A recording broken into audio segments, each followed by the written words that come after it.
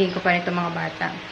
Since hindi ko siya nagawa kagabi, yung paglilinis. So, ang gawin natin is ngayong umaga. For my speed cleaning, ang aking target is yung mga plato ating lilinisin. Tapos itong floor. Then, yung mga patong-patong na hindi naman kailangan. Dapat, hopefully is, ma-inspire kayong maglinis ngayong araw na to. Okay, see you guys! Ayun na naman siya. Papakita ang gilas. Tara mo na. Change your diaper first, baby.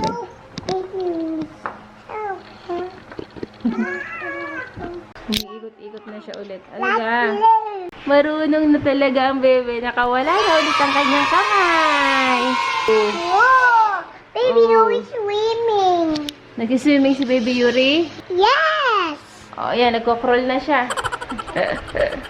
Pagtan mo na kita ang diaper. Like iguana.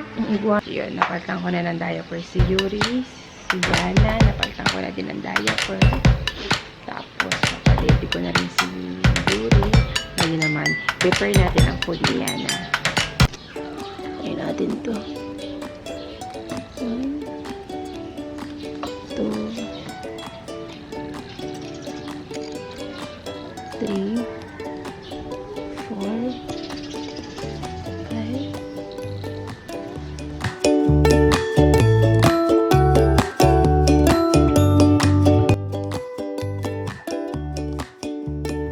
11.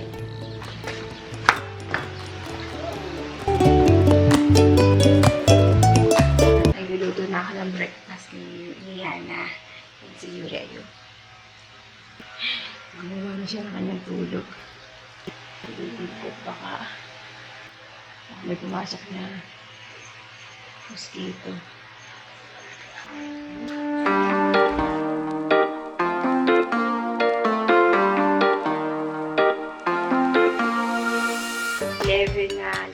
Na kangkong. Yung dahon ng kangkong. Actually, yung 11. Kaya 11. Wala naman kung ano yun. Well, feel ko lang para enough na yung 11. Parang sa buong magkabatang nag-aano siya na 11. Tapos tayo ng plato. Yung nakapasok na lamok. Patayin natin ng lamok na yun. Yung nakapasok na lamok. Ito. Patayin natin.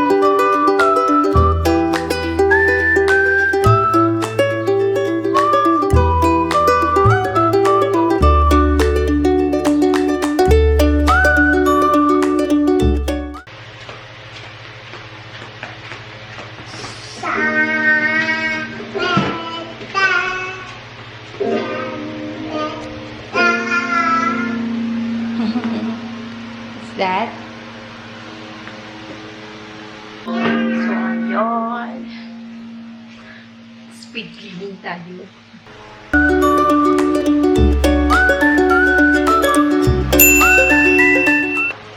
Kapag nagpupunas daw, paes. So, yan. Ito. Yan. S. Ha? So, isa sa mga natutunan ko. Yan. Dapat daw paes. Yan. Okay.